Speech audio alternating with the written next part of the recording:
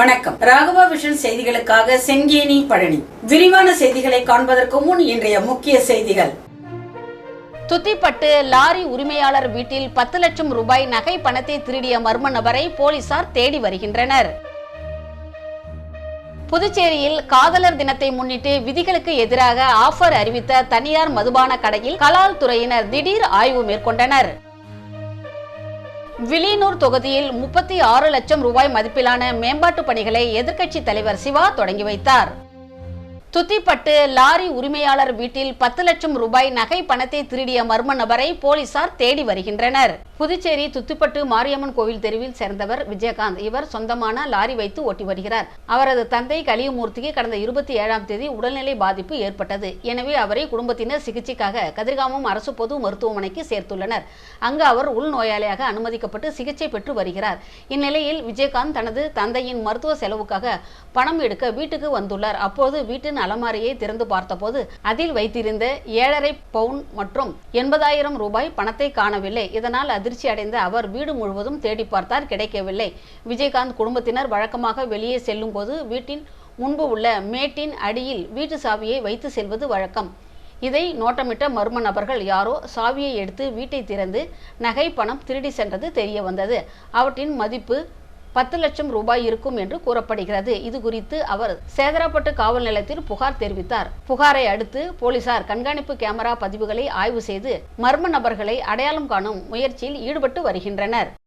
புதுச்சேரியில் காதலர் தினத்தை முன்னிட்டு விதிகளுக்கு எதிராக ஆஃபர் அறிவித்த தனியார் மதுபான கடையில் கலால் துறையினர் திடீர் ஆய்வு மேற்கொண்டனர்.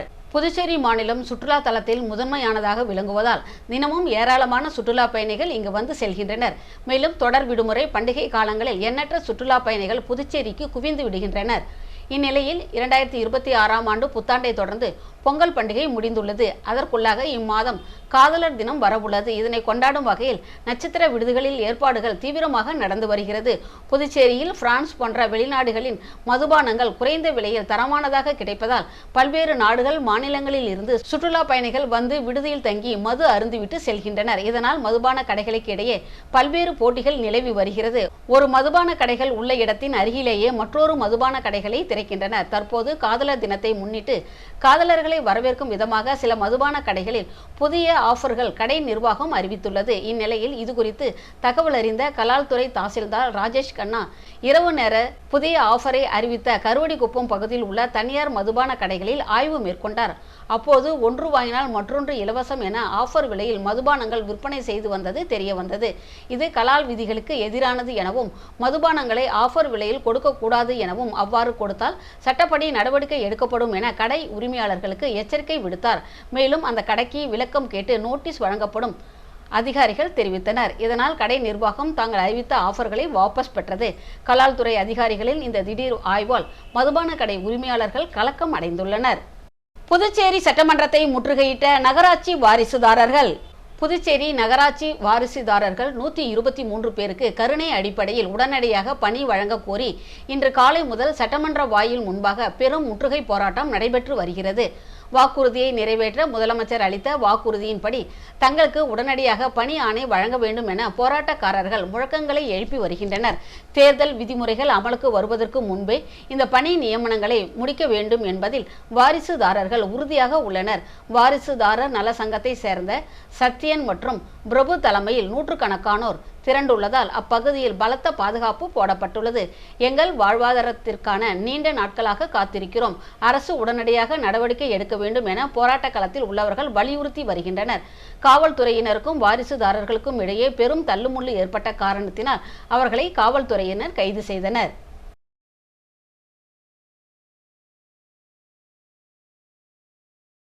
வில்லியனூர் தொகுதியில் 36 லட்சம் ரூபாய் மதிப்பிலான மேம்பாட்டு பணிகளை எதிர்க்கட்சி தலைவர் சிவா தொடங்கி வைத்தார்.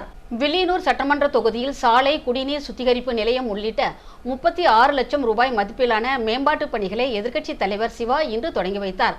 புதுச்சேரி மாநிலம் வில்லியனூர் சட்டமன்ற தொகுதிக்கு உட்பட்ட ஒதியம்பட்டு மற்றும் வி மணவெளி கிராமங்களில் வசிக்கும் மக்கள் தங்கள் பகுதியில் குடிநீர் சுத்திகரிப்பு நிலையம் அமைத்து சுகாதாரமான குடிநீர் வழங்க வைத்த கோரிக்கையின் அடிப்படையில் பொதுப்பணித்துறை பொது சுகாதார கோட்டத்தின் குடிநீர் பிரிவு மூலம் தலா 11 லட்சம் ரூபாய் என மொத்தம் 22 லட்சம் ரூபாய் செலவில் 2 கிராமங்களில் உள்ள நீர் உந்து நிலைய வளாகத்தில் புதிய குடிநீர் சுத்திகரிப்பு நிலையம் அமைக்கும் பணி வில்லியனூர் வசந்தம் நகர் விரிவாக்கம் பகுதி மற்றும் திருகாமேஸ்வரர் நகர் விரிவாக்கம் பகுதியில் உள்ள அருணாச்சலம் நகர் பகுதியில் 13,90,00,000 ரூபாய் செலவில் புதிய சாலை அமைக்கும் பணி வில்லியனூர் தில்லை நகர் VIP கார்டன் பகுதியில் உள்ள குறுக்கு தெருக்களுக்கு 8,20,000 ரூபாய் செலவில் புதிய சிமெண்ட் சாலை அமைக்கும் பணி என மொத்தம் 35,90,000 ரூபாய் மதிப்பிலான மேம்பாட்டு பணிகளுக்கான பூமி பூஜை நிகழ்ச்சி இன்று காலை நடைபெற்றது. இந்நிகழ்ச்சியில் தொகுதி சட்டமன்ற உறுப்பினரும் எதிர்க்கட்சி தலைவருமான சிவா அவர்கள் கலந்து கொண்டு புதிய மேம்பாட்டு பணிகளை பூமி பூஜை செய்து தொடங்கி வைத்தார். தொடர்ந்து ஆதி திராவிட நலத்துறை மூலம் 16 பயனாளிகளுக்கு 1,40,000 ரூபாய் தொடர் நோய் நிதி உதவிக்கான அடையாள அட்டையை பயனாளிகளிடம் வழங்கினார். இதில் பொதுப்பணித்துறை பொது சுகாதார கோட்ட செயற்பொறியாளர் பக்தவச்சலம், உதவி பொறியாளர் பீனாராணி, கொம்யூன் பஞ்சாயத்து உதவி பொறியாளர் சத்யநாராயணா, குடிநீர் பிரிவு இளநிலை பொறியாளர் திருவெங்கடம், ஊர் முக்கியஸ்தர்கள் மற்றும் திமுக தொகுதி செயலாளர்கள் உள்ளிட்ட பலர் கலந்து கொண்டனர். சொந்த ஊருக்குள் நுழைய தடை விதித்த வீராம்பட்டினம் பஞ்சாயத்து தலைவரின் அராஜகத்தை கண்டித்து வழக்கறிஞர் லெனின் புகார். புதுச்சேரி வீராம்பட்டினம் மீனவ கிராமத்தை சேர்ந்த பிரியங்கா என்ற பெண் தனது சொந்த ஊருக்குள் நுழைய தடை விதிக்கப்பட்டதை கண்டித்தும் அவரது தனிப்பட்ட வாழ்க்கையில் தலையிட்டு ஊர் மக்கள் முன்னிலையில் அவதூறு பரப்பிய பஞ்சாயத்து தலைவர் விஸ்வநாதன் மீது நடவடிக்கை எடுக்க கோரியும் வழக்கறிஞர் லெனின் செய்தியாளர்களை சந்தித்தார். வீராம்பட்டினத்தில் பிறந்து வளர்ந்த பிரியங்கா பூம்புகாரை சேர்ந்த ஒருவரை திருமணம் செய்திருந்தார். அவரது கணவர் 2வது திருமணம் செய்து கொண்ட காரணத்தினால் பிரியங்கா தனது சொந்த ஊரான வீராம்பட்டினத்துக்கு திரும்பியுள்ளார். அப்பொழுது தன்னைத்தானே பஞ்சாயத்து தலைவர் என்று கூறிக்கொள்ளும் விஸ்வநாதன் என்பவர் பிரியங்காவை ஊருக்குள் அனுமதிக்க மறுத்துள்ளார். இது தொடர்பாக கடந்த 12ஆம் தேதி ஊர் முழுவதும் ஒளிபெருக்கி மூலம் பிரியங்காவின் தனிப்பட்ட வாழ்க்கை குறித்து அவதூறாக பிரச்சாரம் செய்துள்ளார். தனிப்பட்ட விவகாரங்களில் பஞ்சாயத்துகள் தலையிடக்கூடாது என்ற உயர்நீதிமன்ற மற்றும் உச்சநீதிமன்ற தீர்ப்புகளை மீறி கடந்த 13ஆம் தேதி சுமார் 700 பேர் முன்னிலையில் பிரியங்காவின் வாழ்க்கையை விசாரிக்கப் போவதாக விஸ்வநாதன் அறிவித்துள்ளார். பொதுமக்களின் அறிவுரைகளையும் மீறி அவர் இவ்வாறு செயல்பட்டதாக கூறப்படுகிறது. இந்த தாக்குதலுக்கு பின்னால் பெரும் பணபலம் இருப்பதாக வழக்கறிஞர் லெனின் குற்றம் சாட்டியுள்ளார். பூம்புகார் கிராமத்தில் தடை செய்யப்பட்ட சுருக்கு வலையை பயன்படுத்தி சட்டவிரோதமாக பல கோடி ரூபாய் வருமானம் ஈட்டப்படுவதாகவும் இதில் ஒரு பங்கு விஸ்வநாதனுக்கு செல்வதாகவும் கூறப்படுகிறது. இதன் காரணமாகவே பூம்புகார் தரப்பினருக்கு ஆதரவாக செயல்பட்டு சொந்த ஊர் பெண்ணை பழிவாங்கும் நோக்கில் அவர் செயல்படுவதாக குற்றம் சாட்டப்பட்டுள்ளது. இது தொடர்பாக முதலமைச்சர், ஆளுநர் மற்றும் அரியாங்குப்பம் காவல் நிலையத்தில் புகார் அளித்தும் எந்த நடவடிக்கையும் எடுக்கப்படவில்லை. இதற்கிடையில் கடந்த 1ஆம் தேதி பிரியங்கா மற்றும் அவரது தரப்பினர் கடுமையாக தாக்கப்பட்டனர். இது குறித்து 100க்கு அழைத்து புகார் அளித்தும் அரியாங்குப்பம் போலீசார் வழக்கு பதிவு செய்ய தயங்கியுள்ளனர். தற்போது இந்த விவகாரம் நீதிமன்றத்தின் கவனத்திற்கு கொண்டு செல்லப்பட்டுள்ளது. இது குறித்து பேசிய வழக்கறிஞர் லெனின், நீதிபதி அவர்களிடம் அனைத்து ஆதாரங்களையும் தெளிவாக சமர்ப்பித்துள்ளோம். காவல்துறையின் பதிலுக்காக காத்திருக்கிறோம். பாதிக்கப்பட்ட பெண்ணிற்கு சாதகமான நல்ல நீதி கிடைக்கும் என்று எதிர்பார்க்கிறோம் என தெரிவித்தார். கொரோனா ஊழியர்களை பணி நிரந்தரம் செய்ய வலியுறுத்தி பிரதமர் வருகையின் போது கருப்பு ஆடை அணிந்து போராட்டத்தில் ஈடுபட போவதாக தேசிய மக்கள் முன்னணி கட்சி மற்றும் செவிலியர்கள் ஆலோசனை கூட்டத்தில் முடிவு செய்யப்பட்டுள்ளது. தேசிய மக்கள் முன்னணி கட்சி மற்றும் செவிலியர்கள் சார்பாக தமிழ் சங்க வளாகத்தில் ஆலோசனை கூட்டம் நடைபெற்றது. கட்சியின் நிறுவனர் சுவாமிநாதன் தலைமையில் நடைபெற்ற கூட்டத்தில் கட்சி நிர்வாகிகள் மற்றும் செவிலியர்கள் 50க்கும் மேற்பட்டோர் கலந்து கொண்டனர். தொடர்ந்து செய்தியாளர்களை சந்தித்து சுவாமிநாதன் கூறுகையில், உலகமே அச்சத்தில் நடுங்கிய கொரோனா காலத்தில் உயிருக்கு அஞ்சாமல் மருத்துவமனைகளில் பணியாற்றிய ஒப்பந்த செவிலியர்கள், லேப் டெக்னீஷியன்கள் மற்றும் எக்ஸ்ரே டெக்னீஷியன்களை தற்போது புதுச்சேரி அரசு பணியில் இருந்து நீக்கியுள்ளது கண்டிக்கத்தக்கது. முறையான தேர்வு மூலம் தேர்ந்தெடுக்கப்பட்ட இவர்களை புறவாசல் நியமனம் என கூறி ஒதுக்குவது இவர்களுக்கு செய்யும் துரோகமாகும். 100 நாட்களுக்கு மேல் பணியாற்றிய ஒப்பந்த ஊழியர்களை பணி நிரந்தரம் செய்ய வேண்டும் என உச்சநீதிமன்றம் மற்றும் உயர்நீதிமன்றங்கள் பல்வேறு வழக்குகளில் தீர்ப்பளித்துள்ளன. அண்டை மாநிலமான தமிழகம் உள்ளிட்ட பல மாநிலங்கள் இவர்களை பணி நிரந்தரம் செய்துள்ளன. ஆனால் புதுச்சேரி அரசு நிதி நிலையை காரணம் காட்டி இவர்களை தெருவில் நிறுத்தியுள்ளது. மத்திய அரசின் பரிந்துரை படி சுகாதாரத்துறையில் உள்ள காலி பணியிடங்களை இந்த ஊழியர்களை கொண்டு நிரப்ப வேண்டும். இந்த நியாயமான கோரிக்கையை வலியுறுத்தி பாரத பிரதமர் அவர்கள் புதுச்சேரிக்கு வருகை தரும் நாளில் தேசிய மக்கள் முன்னணி சார்பில் நாங்கள் அனைவரும் கருப்பு நிற ஆடை அணிந்து எங்களது பலத்த எதிர்ப்பை பதிவு செய்வோம். இந்த சந்திப்பின் போது பாதிக்கப்பட்ட கொரோனா கால ஊழியர்கள் மற்றும் கட்சியின் முக்கிய நிர்வாகிகள் உடனிருந்தனர். புதுச்சேரி ஒப்பந்த ஆசிரியர்களின் போராட்டம் 21வது நாளை எட்டிய நிலையில் தேசிய தலைவர்கள் மற்றும் அரசியல் கட்சியினர் நேரில் ஆதரவு தெரிவித்துள்ளனர்.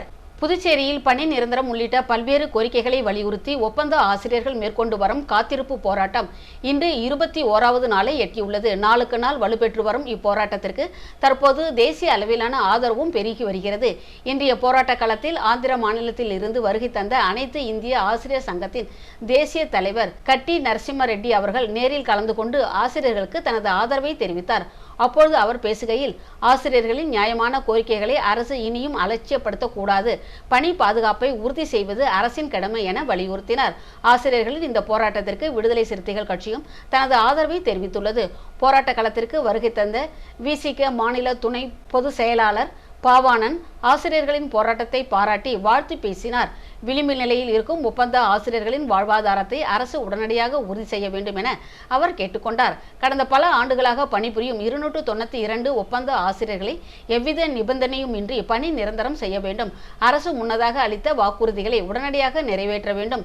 21 நாட்களாக தொடர்ந்து நடைபெற்று வரும் இப்போராட்டத்தினால் புதுச்சேரி அரசுக்கு அழுத்தம் அதிகரித்துள்ளது. வெளி மாநில தலைவர்களின் வருகையும் உள்ளூர் அரசியல் கட்சிகளின் ஆதரவும் இப்போராட்டத்தை அடுத்த கட்டத்திற்கு எடுத்து சென்றுள்ளது. மத்திய பாஜக அரசை கண்டித்து புதுச்சேரியில் அகில இந்திய கிறிஸ்தவ முன்னேற்ற கழகம் சார்பில் சுதேசி மில் அருகில் கண்டன ஆர்ப்பாட்டம் நடைபெற்றது. நாடு முழுவதும் தொடர்ந்து கிறிஸ்துவர்கள் மீது நடத்தப்படும் தாக்குதலுக்கு எவ்வித நடவடிக்கையும் எடுக்காமல் துணை போவதாக பாஜக அரசு மீது அகில இந்திய கிறிஸ்தவ முன்னேற்ற கழகம் குற்றம் சாட்டி புதுச்சேரி சுதேசி மில் அருகே கண்டன ஆர்ப்பாட்டம் நடைபெற்றது. ஆர்ப்பாட்டத்தில் சுமார் 100க்கும் மேற்பட்ட கிறிஸ்துவ அமைப்பை சேர்ந்த நிர்வாகிகள் கிறிஸ்தவர்கள் கலந்து கொண்டு மத்திய பாஜக அரசை கண்டித்து கண்டன முழக்கங்கள் எழுப்பினர். மேலும் ஆர்ப்பாட்டத்தில் காங்கிரஸ் சட்டமன்ற கட்சி தலைவர் வைத்தியநாதன், முன்னாள் அரசு கொறடா அனந்தராமன் மற்றும் காங்கிரஸ் கட்சியை சேர்ந்த மாநில நிர்வாகிகள் பலரும் கலந்து கொண்டு மத்திய அரசுக்கு எதிராக கண்டன உரை ஆற்றினர். புதுச்சேரியில் குறைந்த இடைவெளியில் இயங்கும் 3 சுங்கச்சாவடிகளை உடனடியாக அகற்றக் கோரி அனைத்து வாகன உரிமையாளர்கள், ஓட்டுநர்கள் சங்கம் மற்றும் சமூக அமைப்பினர் மாவட்ட ஆட்சியர் அலுவலகத்தை முற்றுகையிட்டனர். புதுச்சேரி சுற்றியுள்ள நெடுஞ்சாலை பகுதிகளில் விதிகளுக்கு புறம்பாக குறைந்த இடைவெளியில் இயங்கும் 3 சுங்கச்சாவடிகளை உடனடியாக அகற்றக் கோரி அனைத்து வாகன உரிமையாளர்கள், ஓட்டுநர்கள் சங்கம் மற்றும் சமூக அமைப்பினர் மாவட்ட ஆட்சியர் அலுவலகத்தை முற்றுகையிட வந்த நிலையில் போலீசார் அவர்களை தடுத்து நிறுத்தினர். விழுப்புரம் நாகப்பட்டினம் தேசிய நெடுஞ்சாலை சமீபத்தில் திறக்கப்பட்டது.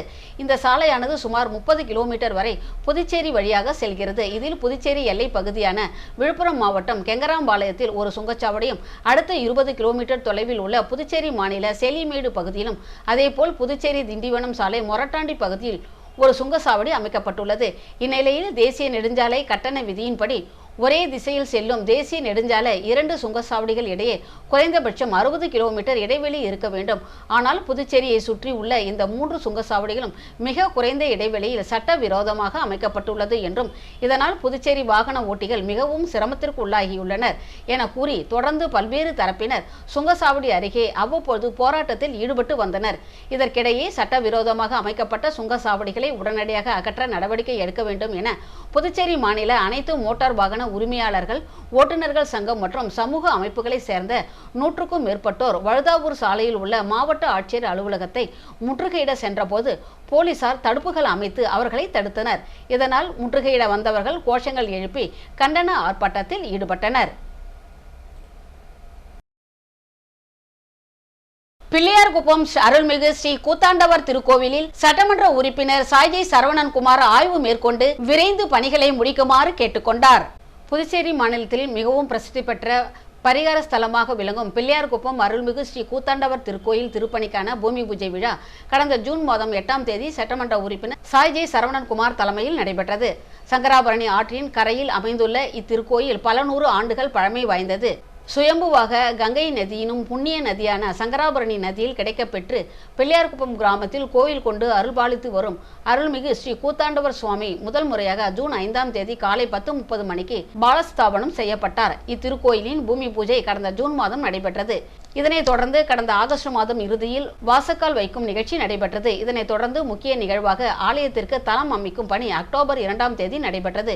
இந்நிகழ்ச்சியில் சட்டமன்ற உறுப்பினர் சாய்ஜி சரவணன்குமார் கலந்து கொண்டு தளம் பூஜை செய்து பணியினை தொடங்கி வைத்தார். இந்நிலையில் நேற்று சட்டமன்ற உறுப்பினர் சாய்ஜி சரவணன்குமார் வரும் மார்ச் 8ஆம் தேதி கூத்தாண்டவர் கோயிலில் கும்பாபிஷேகம் நடைபெற உள்ள நிலையில் அதன் பணிகள் எவ்வாறு நடைபெறுகிறது என்பது குறித்து திடீர் ஆய்வு மேற்கொண்டு பணிகளை விரைந்து முடிக்க வேண்டுகோள் விடுத்தார். மேலும் கும்பாபிஷேக விழாவில் மத்திய அமைச்சர், புதுச்சேரி முதலமைச்சர் உள்ளிட்ட பல்வேறு முக்கிய பிரமுகர்கள் கலந்து கொள்ள இருப்பதாக சட்டமன்ற உறுப்பினர் சாஜி சரவணன்குமார் தெரிவித்துள்ளார்.